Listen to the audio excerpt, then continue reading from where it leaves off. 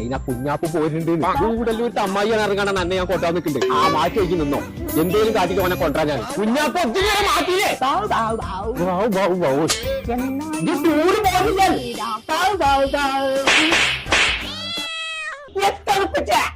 കുഞ്ഞാപ്പോ നമ്മളെ ഗൂഡല്ലൂരത്തെ അമ്മായിനെ കണ്ടിട്ടില്ലല്ലോ.